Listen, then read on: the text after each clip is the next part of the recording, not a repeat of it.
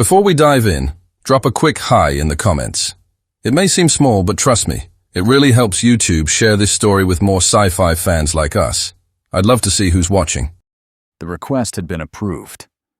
Varric Sontarim, Supreme Leader of the Galactic Council, had followed protocol. He had asked for permission, submitted terms, removed his rank from consideration.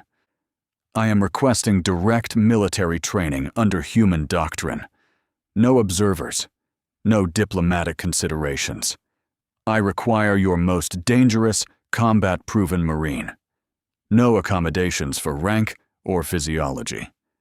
General Holt had responded in 6 words. Request acknowledged, coordinates attached, come alone. No questions, no negotiation. Now, the most powerful political figure in the known galaxy traveled without insignia. No escort, no diplomatic flags. The shuttle was unmarked by design, exactly as instructed. Humanity was not part of the Council. 14 species held seats. 14 species had agreed to the founding charter 600 years before Varric was born. Humans had arrived later, spreading through the outer systems like something between a migration and an infection. They fought when challenged. They traded when it benefited them. They ignored the Council's authority without ever formally rejecting it. They had never asked to join. They had never been invited. And in 2 centuries of contact, no one had successfully absorbed them, conquered them, or predicted them. That was what interested Varric. He had studied their wars, not the victories. Anyone could study victories. He had studied the losses, the moments when human forces were outgunned, outmaneuvered, reduced to fractions of their original strength. By every strategic model their enemies used, those forces should have collapsed, surrendered, routed. They did not. Something held them together past the point where mathematics said they should break. Varric had watched the records, read the reports, analyzed the patterns. There were no patterns. That was the answer. Humans did not survive because of doctrine. They survived because they refused to recognize the moment when survival became impossible. Varric wanted to understand that, not to imitate it, to understand it. The shuttle shuddered as it entered atmosphere. Side Omaha was not impressive. Varric had seen human installations before: orbital stations, colony hubs, military platforms. They ranged from functional to brutally industrial. Side Omaha was something less than all of those, a cluster of prefabricated structures on a desert plateau. No perimeter walls, no visible defenses, just buildings, a landing pad, and a lot of empty ground. The air hit him as he stepped off the ramp, thin, hot. The gravity pulled at his joints immediately, heavier than Soreth standard by at least a quarter. A human was waiting. He was not tall by human standards. 5 feet, 11 inches. Varric had studied their measurement systems. Compact build, scarred hands. A face that looked like it had been used as a blunt instrument more than once. He wore unmarked fatigues. No rank insignia. No name tag. He did not salute. He did not speak. Varric approached and stopped at formal distance. His mandibles extended slightly, a Soreth gesture of respectful greeting. I am Varric Sontarim, Supreme Leader of the Galactic Council. I submitted the request for... I know who you are. The human's voice was flat. Not hostile, not welcoming, just flat. Sergeant First Class Denny Coyle, I'm what you asked for. He turned and started walking toward the nearest structure. Barracks are this way. Drop your gear. Training starts in 30 minutes. Varric followed. No ceremony, no orientation, no acknowledgement of the fact that the being walking behind him commanded more military force than any single entity in the galaxy. Varric had asked for this. He reminded himself of that as they walked. The barracks room was 6 feet by 10, a rack, a footlocker, a narrow shelf, No windows, no climate control beyond basic ventilation. Varric set down the small case he had brought. Personal items. Nothing of political value. He had left everything else behind, including the identity that made him matter. Somewhere in council space, his clone was attending a trade summit, moving correctly, speaking in generalities, maintaining the illusion that the supreme leader was engaged in routine diplomatic functions. Only 3 beings knew the truth. Varric's inner circle, loyalists who had served him since before his election. They would maintain the deception as long as necessary. Varric changed into the training fatigues that had been left on his rack. Human design. They fit poorly across his exoskeletal plating, but he did not request alternatives. He had asked for no accommodations.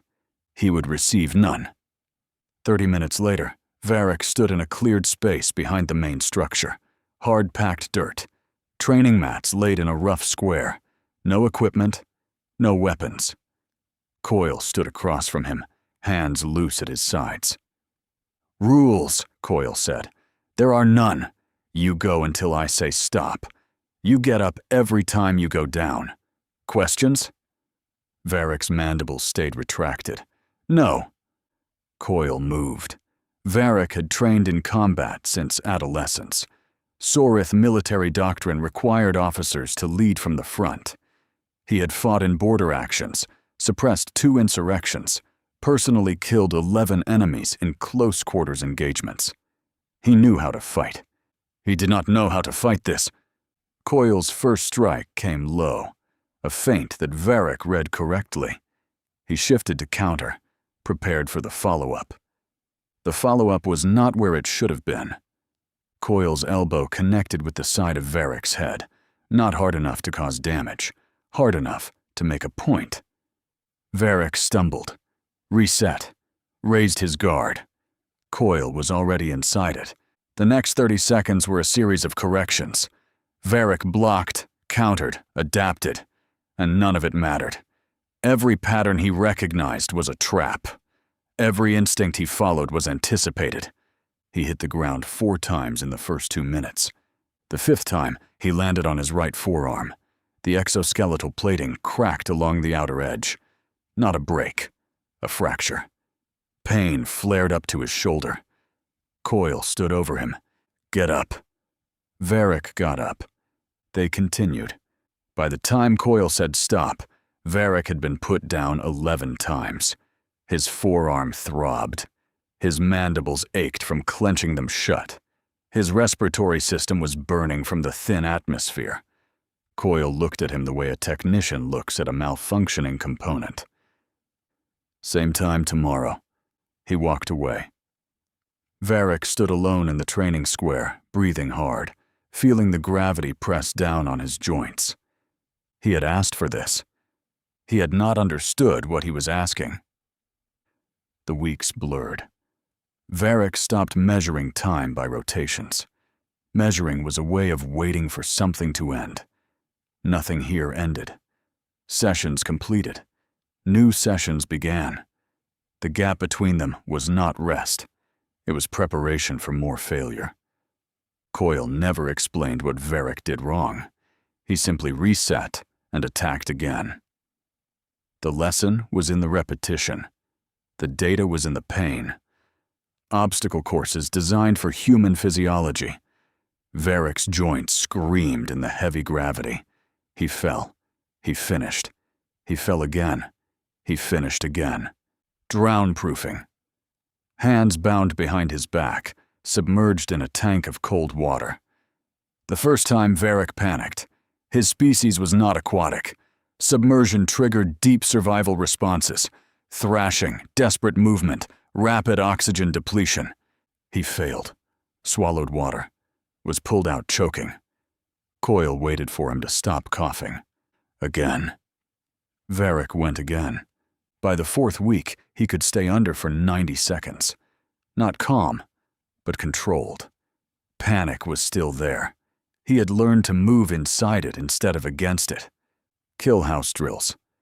Simulated structures with simulated hostiles.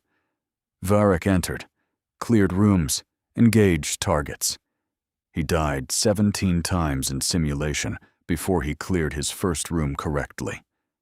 18, 19, 23. He stopped counting the failures. Counting was waiting. Coyle never told him when he did something right. The only feedback was the next drill starting harder, faster, more complex. That was how Varric learned to recognize progress. Not through words, through pressure. His body changed, not visibly. Sorith physiology did not adapt the way human muscle did. But something shifted beneath the surface. His reactions stopped following patterns. His breathing steadied under stress. His exoskeletal plating, cracked and rehealed multiple times, became something he worked around rather than relied upon. He was not becoming human. He was becoming harder to kill. The distinction mattered. Coyle still dropped him in hand to hand, still outmaneuvered him in killhouse drills, still pushed him past every limit Varric thought he had. But the gap was closing. Varric could feel it. Not in his performance, in Coyle's adjustments. The attacks came faster now. The drills ran longer. The expectations shifted upward. Coyle was not going easier on him. Coyle was compensating for improvement. That was the closest thing to respect Varric had earned. Somewhere else, the galaxy continued without him. Counselor Dren Vashun sat in a private chamber on the Keldrith homeworld, reviewing reports, troop movements, communication intercepts, loyalty assessments. The clone had performed adequately. It attended functions, spoke in generalities, made no binding decisions, exactly as designed. But adequacy was not invisibility. Vashun had noticed the pattern. The Supreme Leader was present, but not active. Visible, but not decisive. His inner circle handled everything of substance. That meant one of two things. Either Varric was ill, which Sorith biology made unlikely to conceal for this long, or Varric was not where he appeared to be. Vashun did not know where the real Varric was. Not yet. But he knew opportunity when he saw one. The pieces were almost in place. 2 fleets. Enough Council allies to provide legitimacy. A narrative ready to deploy. The Supreme Leader compromised, absent, unfit for continued authority. Patience was a Keldrith virtue. The moment would come. Sight Omaha. Night cycle.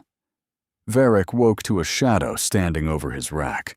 His hand moved toward a weapon that was not there before his eyes fully opened. Coyle looked down at him. Up. Night run. Full pack. Varric was on his feet before the sentence finished. No hesitation. No complaint. No question about why training was happening in the middle of sleep cycle. He pulled on his boots, grabbed the pack from his footlocker, and followed Coyle into the darkness. The desert stretched black, under a sky thick with unfamiliar stars. The temperature had dropped 40 degrees from the daytime high. Varric's breath misted in front of his face. Coyle set the pace, fast, unforgiving. Varric matched it. His lungs burned in the thin air. His joints ached in the heavy gravity. His cracked forearm throbbed with every impact of his feet against the hard ground. He did not slow down. Somewhere behind him, across dozens of light years, a clone wearing his face was maintaining an illusion. A counselor with cold blood was planning something Varric could not see. The galaxy he had sworn to lead was moving without him. None of that mattered here. Here, there was only the next step, the next breath, the next moment of choosing not to stop. Varric had asked for this. He was beginning to understand what that meant. The kill house had 12 rooms. Varric cleared the first 3 in under 40 seconds. No wasted movement.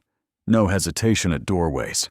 He moved the way water moves through cracks, finding the path, filling the space, leaving nothing behind. Room 4 was different. He knew it before he crossed the threshold. The air shifted. Sound absorbed differently. Someone was waiting. Varric went in anyway. Coil came from the left, low, fast. A strike aimed at the knee to drop him, followed by an elbow to the temple.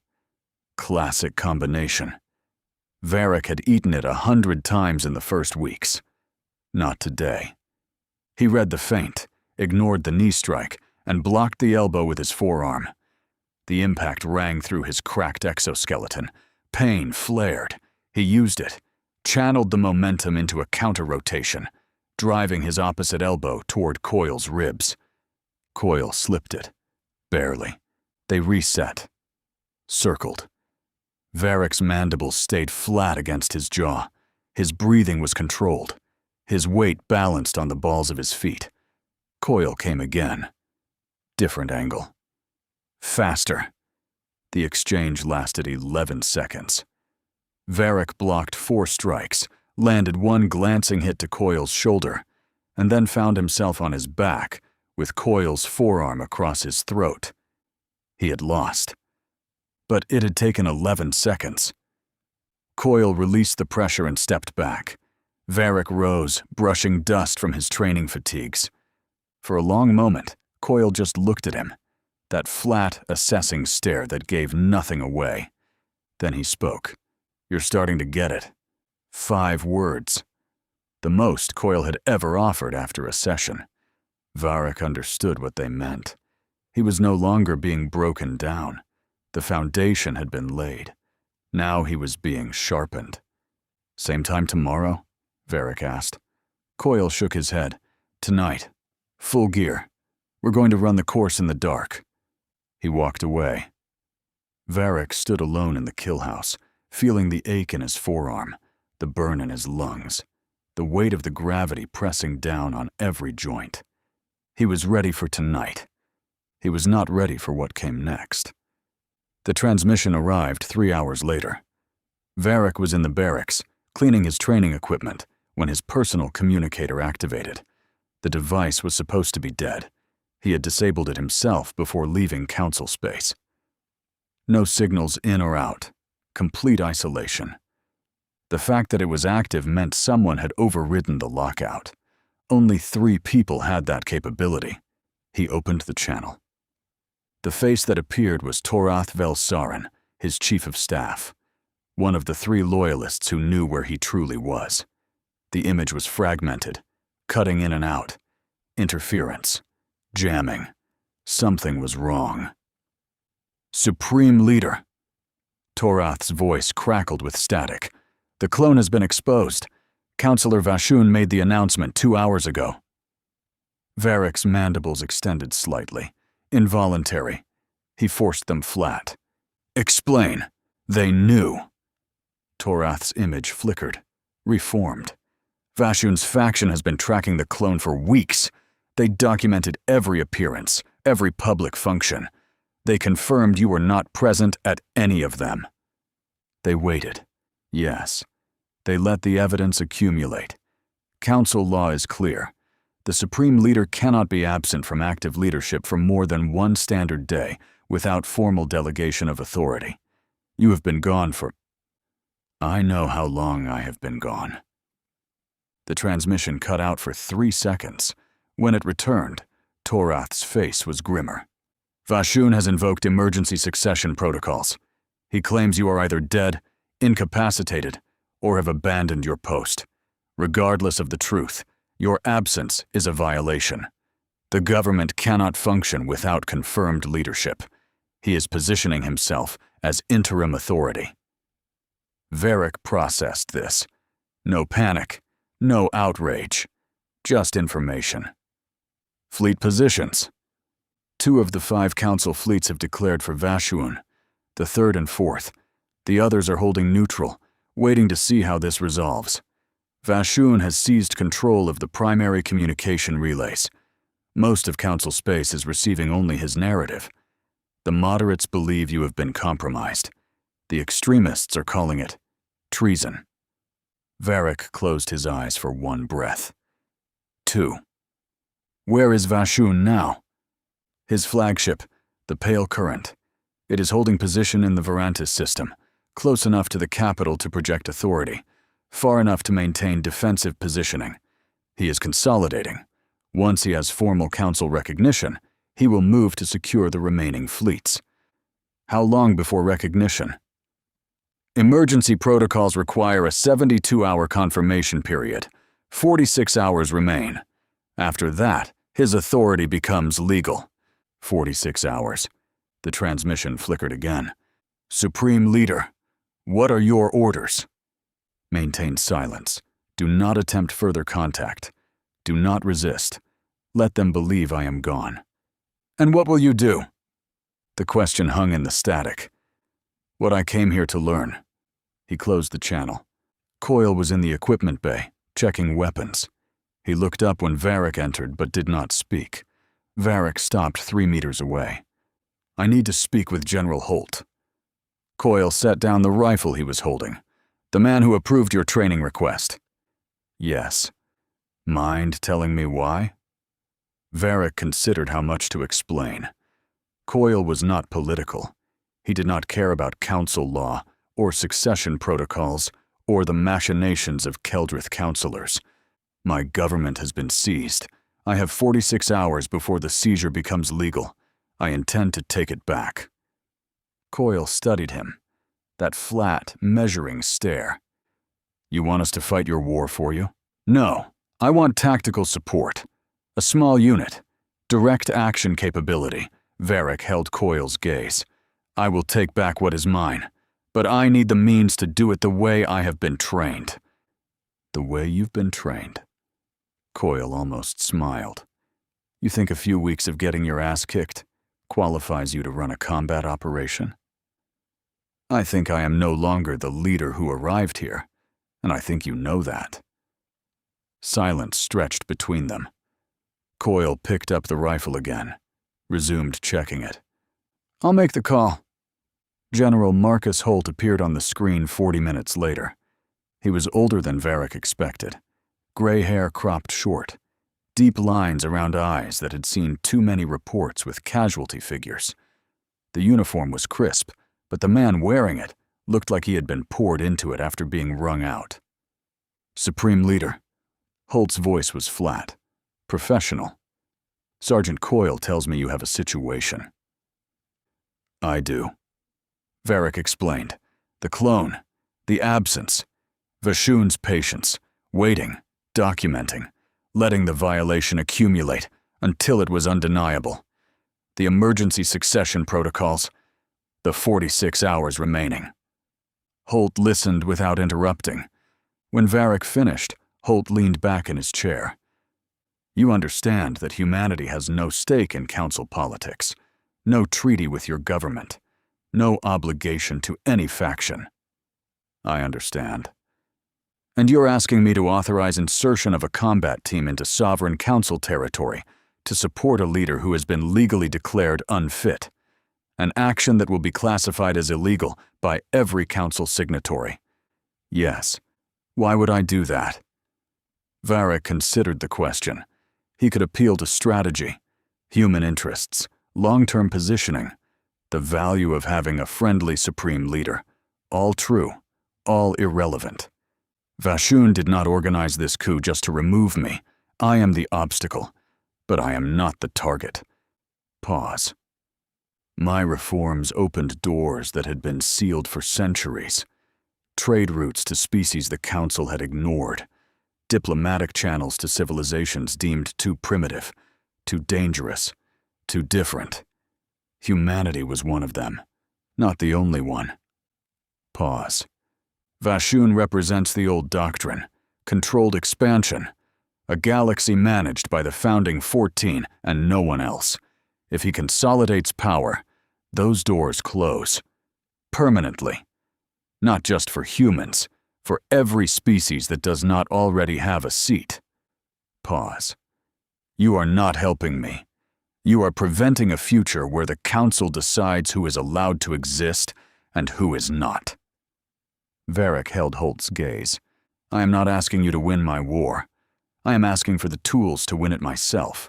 A small team. Direct insertion. I know where Vashun is. I know his defensive posture. I know the Keldrith do not expect kinetic response. They expect political maneuvering, legal challenges, diplomatic pressure. They are prepared for a Sorith response. And you're offering them something else. I am offering them a human response.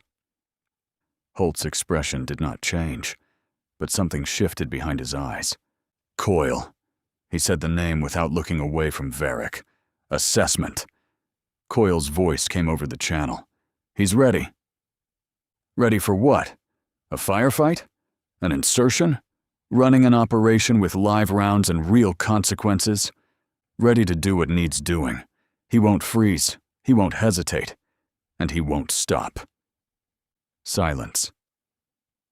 Holt studied Varric through the screen. Measuring. Calculating. You know this might not work. You could die on that ship. Everything you built could collapse anyway. Vashun could win. Yes. And you're going anyway. Yes. Holt nodded slowly. That's the only answer that would have worked. He reached for something off-screen. I'm authorizing a 6-man team. Fast insertion. No official support. No extraction guarantee. They go in. They do the job. They get out. What happens in council space stays in council space. Officially, this conversation never happened. Understood. One more thing. Holt's eyes hardened. Coil goes with them. He trained you. He sees this through. You have a problem with that? Varric glanced to his right. Coil stepped into the edge of the frame. Same flat expression. Same scarred hands. No problem. Good. Holt cut the channel. The team arrived at Site Omaha 6 hours later. 6 operators. No unit patches. No name tags. Faces that looked like they had been assembled from spare parts. Scars. Broken noses. Eyes that tracked movement the way predators track prey.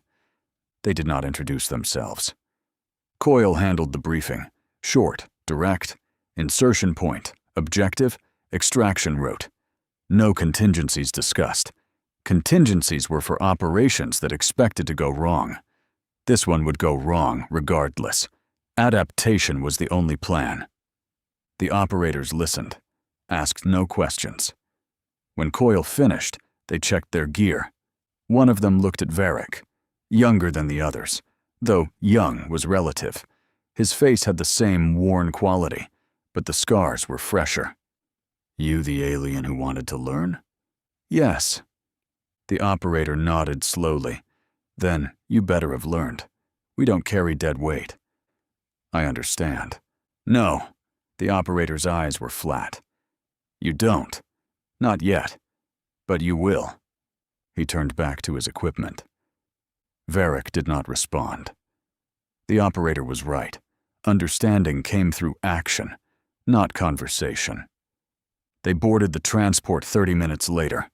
A fast insertion vessel, angular, matte black, no markings, no flags. It looked like a weapon, not a ship. Coil sat across from Varric as the vessel lifted off. You know what's waiting on that flagship? It was not a question. Keldrith security forces. Vashun's personal guard. Trained. Numerous. And? Varric met his eyes. And they are expecting a Sorith response. Legal challenges. Political pressure. They are not expecting a breach team. Coil nodded. That's the advantage. Surprise, speed, violence of action. They won't know what hit them until it's too late. And if they adapt? They won't adapt fast enough. That's what humans do. We move faster than the enemy can process. By the time they figure out the pattern, we've already changed it. The vessel shuddered as it jumped to faster-than-light transit. Varric looked out the small viewport. Stars stretched into lines, then vanished. Somewhere ahead, Vashun was consolidating power, issuing statements, preparing for the political theater of emergency succession. He had no idea what was coming. The pale current hung in the darkness of the Varantis system like a blade waiting to fall. Keldrith flagship. 2 kilometers of armored hull, weapons batteries, and command infrastructure. Vashun's seat of power during the consolidation. The insertion vessel approached at an angle that kept it in the sensor shadow of a nearby moon. No transponder, no emissions. Ghost protocol. Coyle moved through the cabin, checking each operator's gear one final time. Weapons, breaching charges, tactical displays synced. When he reached Varric, he paused. You know the rules. Move fast, stay low, follow the team, don't hesitate. One more. Coyle's voice dropped. If I go down, you keep moving. No stopping. No sentiment. The mission is what matters. Varric's mandibles twitched. He forced them. Still. Understood. Good. The vessel shuddered as it matched velocity with the flagship. The pilot's voice crackled through the cabin. 30 seconds to breach. The operators rose, weapons up, faces blank. Varric rose with them. 20 seconds. 10. The hull screamed as the breaching module fired. Metal tore. Atmosphere rushed out. Emergency bulkheads slammed shut somewhere deeper in the ship. The team moved. First contact came 18 seconds after breach. Keldrith security. 4 of them, responding to the hull alarm. They came around a corner expecting damage control, not combat. The first one died before he could raise his weapon. The operator on point put 2 rounds through his chest, center mass, and kept moving. The second and third went down in the crossfire. Quick, clean, professional. The fourth tried to run. Varric was faster. He closed the distance in 3 strides. The Keldrith turned, weapon coming up, amphibian eyes wide with something that might have been fear. Varric did not give him time to feel it. The strike was automatic. Elbow to the throat, collapsing the trachea. Follow through to the temple. The body dropped. 3 seconds, maybe less. Varric stepped over the corpse and kept moving. Behind him, Coyle's voice was calm. Clear, push forward. They pushed. The next section held 6 guards, better prepared. They had heard the shots, formed a defensive line, weapons up, covering angles. It did not matter.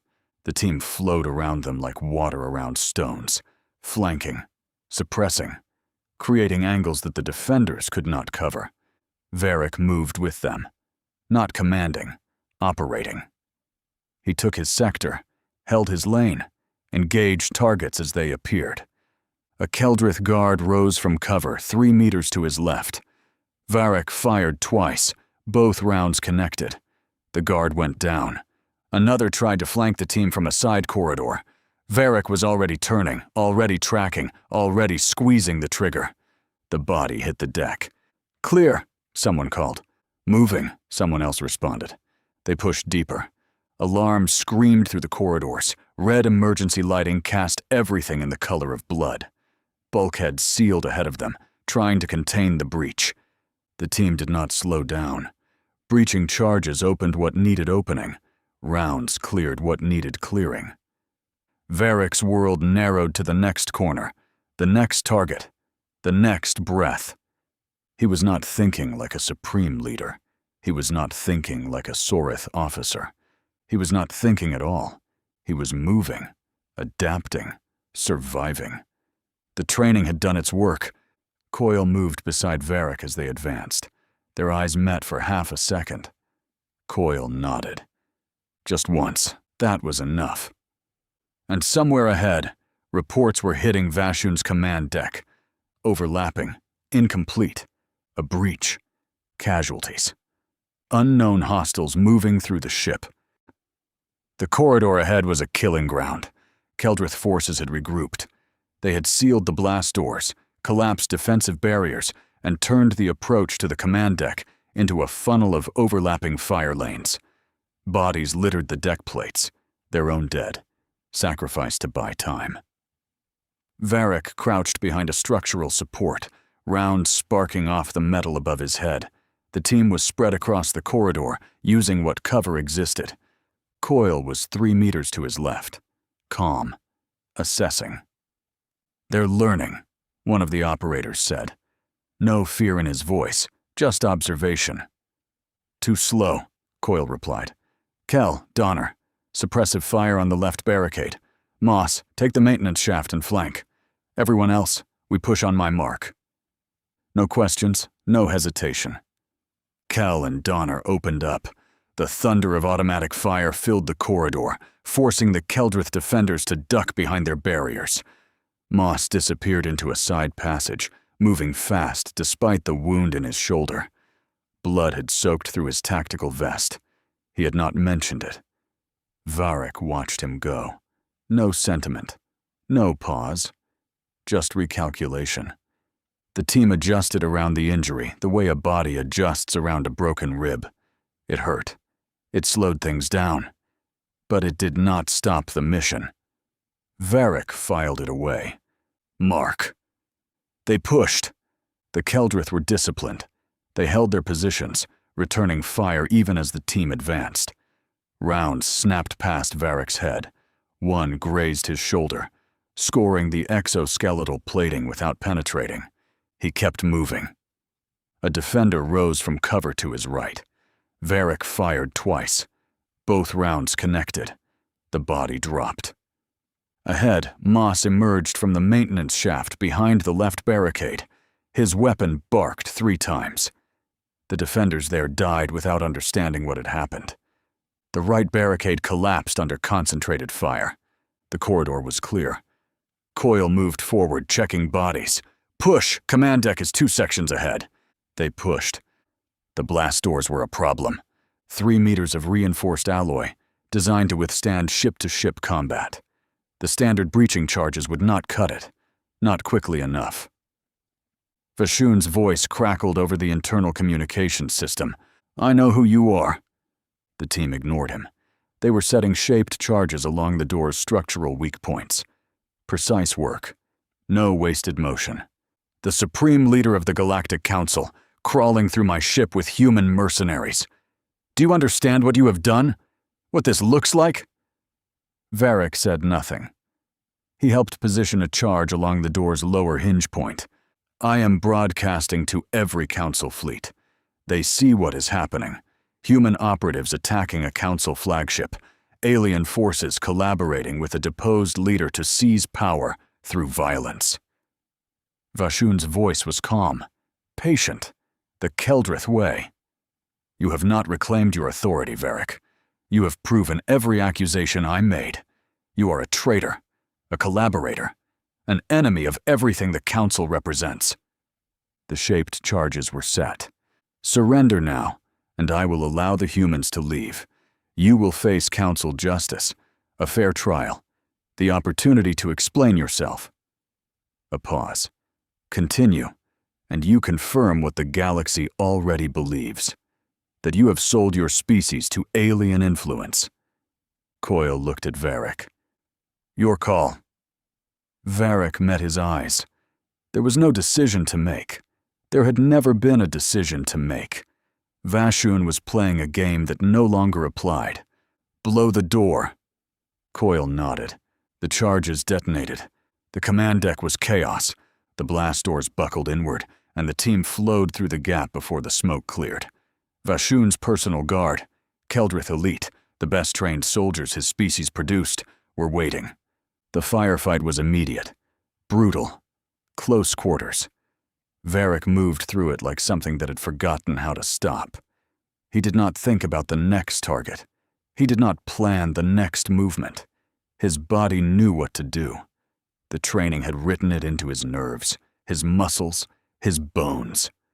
A Keldrith guard lunged at him from behind a console. Varric sidestepped, caught the weapon arm, twisted. The joint snapped. The guard screamed. Varric silenced him with a strike to the throat and moved on. Rounds tore through the air around him. One caught him in the side, a glancing hit that cracked his exoskeleton without penetrating the flesh beneath. Pain flared. He used it. To his left, one of the operators went down. A burst of fire caught him center mass, punching through his armor. He was dead before he hit the deck. Varric saw it happen, registered it, did not stop. Another operator took rounds to the chest. His armor held, but the impact drove him backward, off his feet. He hit the deck hard, gasping. The team did not pause. They flowed around the casualties like water around stones. Varric kept moving. The command deck fell in 90 seconds. Bodies everywhere. Keldrith elite. The best Vashun had. Not good enough. Coyle moved through the carnage, checking positions. His voice was flat, professional. Command deck secure, but Vashun's not here. Varric looked at the central command chair. Empty. Communications center, one of the operators said. Hardened position. 2 sections aft. He's still broadcasting. Of course he was. Vashun was Keldrith. Words were weapons. Even now, even with his ship falling around him, he was still fighting the battle he understood. Then we finish it, Varric said. The team moved. The communications center was smaller than the command deck. Hardened walls, reinforced door. Designed to survive even if the rest of the ship was destroyed. 2 guards stood outside. They died before they could raise their weapons. The door was not blast-rated. Standard breaching charges opened it in 3 seconds. Vashun was inside. He stood at a console, still broadcasting. His amphibian face was illuminated by the blue light of the transmission display. His hands moved across the controls with the calm precision of someone who believed he still had options. He turned as the team entered. For a moment, no one moved. Vashun looked at Varric. Those cold, calculating eyes assessed the situation, measured the angles, searched for leverage. "You cannot kill me," he said. "I am the legitimate interim authority of the Galactic Council. My death would be..." "Would be what?"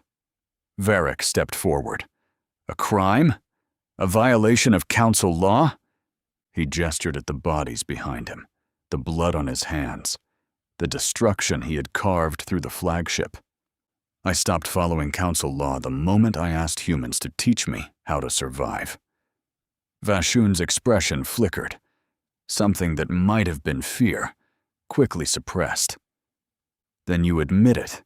You are a traitor." "I am the supreme leader of the Galactic Council." Varric's voice was flat, cold.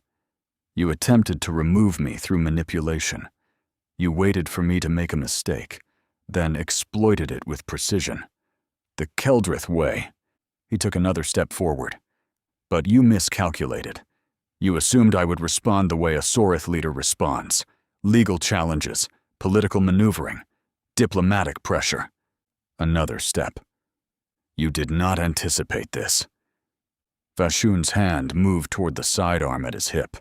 He was too slow. Varric closed the distance in 2 strides. His hand caught Vashun's wrist before the weapon cleared the holster. He twisted, felt the joint separate, heard the counselor's sharp intake of breath. The weapon clattered to the deck. Vashun looked up at him, pain in his eyes. And something else. Recognition. "What did they do to you?" Varric did not answer. His free hand found Vashun's throat, squeezed, lifted. The counselor's feet left the deck. His cold blood ran slower than a mammal's, but it still pulsed beneath Varric's grip. "They taught me," Varric said. He squeezed harder. Vashun's eyes went wide. His mouth opened. No sound came out. 3 seconds. 4. The body went limp. Varric released it. Vashun crumpled to the deck like something that had never been alive. The transmission console still glowed. Varric turned to it. His face appeared on the display. Broadcast to every Council fleet, every system still receiving. He did not explain. He did not justify. "I am Varric Son Tarim, Supreme Leader of the Galactic Council. The illegal seizure of emergency authority has been terminated. Councillor Vashun is dead. I have returned." He cut the transmission. The extraction took 40 minutes. The team secured the communications center, established a defensive perimeter, and waited for the shuttle to dock with the flagship's secondary bay. Vashun's remaining forces did not attempt a counterattack. With their leader dead and the broadcast confirmed, Resistance collapsed. The Council fleets that had declared for Vashun began transmitting withdrawal orders before the shuttle arrived. Coyle supervised the extraction. Professional. Efficient. The operators gathered their dead, 2 men who would not return home. They lifted the bodies without ceremony, without speeches, without pause. Just the work of bringing their people back. Varric watched them move through the wreckage of the command deck. 2 lives. That was the cost. 2 men who had followed him into a fight that was not theirs, for reasons that had nothing to do with politics or payment. They had come because Holt asked. They had stayed because the mission demanded it. And now they were being carried out in silence, wrapped in the same tactical efficiency that had carried them in. The cost.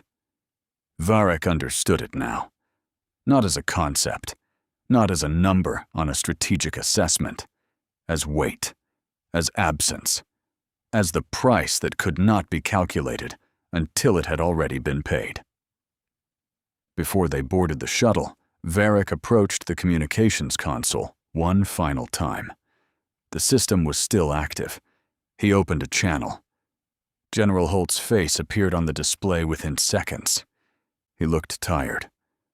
The lines around his eyes had deepened since their last conversation, but his gaze was sharp, alert. Supreme Leader, a slight emphasis on the title, acknowledgement. I'm receiving reports that Vashun is dead and the coup has collapsed. Correct. And my team? Varric glanced at the operators, at the bodies they carried. 2 dead, 1 wounded. The mission was successful. Holt nodded slowly. Something moved behind his eyes. Grief, maybe.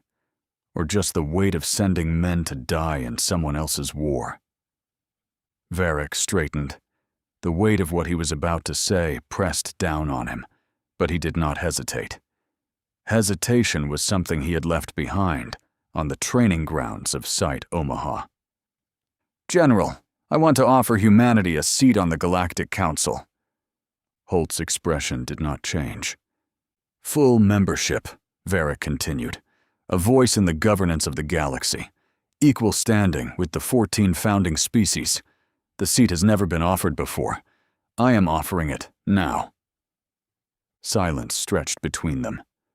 Holt leaned back in his chair. No. The word was flat. Final. No? Varric's mandibles twitched. He forced them still. Humanity doesn't want a seat at your table, Supreme Leader. We've seen how your table works. Rules, protocols, obligations, compromises. Holt shook his head. That's not what we are. Then what are you? Free. The word hung in the air. Varric understood. Humanity had never asked to join the Council because they had never wanted to be bound by it. They existed outside the structure, trading, fighting, expanding, answerable to no one but themselves. That was their strength. That was what made them impossible to predict. A seat on the Council would change that.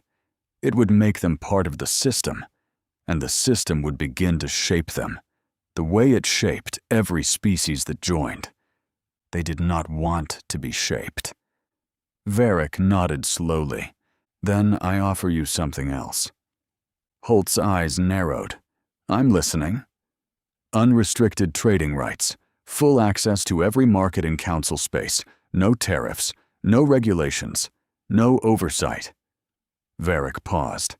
And access to the Galactic Council's knowledge archives, technology databases, scientific research accumulated over 600 years, everything we have, open to humanity. Holt did not respond immediately. His expression was careful, calculating. And the conditions? None. None? Varric shook his head. I owe your species my position, my life. Your people came into Council space, fought beside me, died beside me, and asked nothing in return. I cannot repay that. Payment would imply the debt could be cleared. He straightened. This is not payment. This is recognition of what humanity is and of what you taught me. I honor what I learned. I honor what your people did for me. The seat remains open. If humanity ever wants it, it is yours. No application, no negotiation. You simply take it." Holt was silent. Then, slowly, he nodded. "You've changed." Yes. The alien who arrived at Site Omaha couldn't have made this offer. He would have calculated the political cost, worried about how it would look, tried to extract something in return. That alien died somewhere in the training. What remains is what you see. Holt almost smiled. "Then I accept, on behalf of humanity, with the understanding that we will use what you've given us exactly as we see fit. I would expect nothing else." The channel closed. Coyle approached as Varric stepped away from the console. They stood in silence for a moment. Around them, the operators completed the final preparations for extraction. The shuttle's engines hummed through the deck plates. "Heard what you offered," Coyle said. "Yes. Bold move. The Council won't like it. The Council will adapt. Or they will not. Either way, it is done." Coyle nodded slowly. His scarred hands hung loose at his sides. The same hands that had put Varric on the ground 100 times. The same hands that had taught him what it meant to get back up. "You did good in there," Coyle said. Those words, the most praise Varric had ever heard him offer. "I had a good teacher." Coyle's expression did not change, but something shifted in his eyes. Acknowledgement, respect, not given, earned. "Take care of yourself, Supreme Leader. And you, Sergeant." Coyle turned and walked toward the shuttle. Varric watched them go. Later, Varric stood alone on the command deck of a broken ship. The bodies had been cleared, but the evidence remained. Scorch marks on the walls, blood on the deck plates, the smell of cordite and death. The pale current drifted in the darkness of the Verantis system, a monument to what had happened. A warning to anyone who might consider challenging him again. The galaxy would learn what had occurred here. The details would spread. The Council would debate, condemn, justify, rationalize. That was what the Council did. But beneath all the words, they would understand one simple truth. The Supreme Leader who had left was not the Supreme Leader who had returned. The Soreth had sent a politician to learn from humans. The humans had sent back a weapon. Varric turned away from the viewport. There was work to do, a government to rebuild, enemies to manage, a galaxy to lead. They thought they were overthrowing a leader. They did not realize they were creating one. Hey there, Space Human. I'm really curious about your thoughts on this video. Drop a quick comment and let me know what's on your mind. Or just say hi if you prefer. Either way, I'd love to hear from you. Also, remember to check the pinned comment. Trust me, it's worth a look. Oh, and one last thing. I've chosen another video for you to watch. Just click the card here, or here if you want the whole playlist. See you there.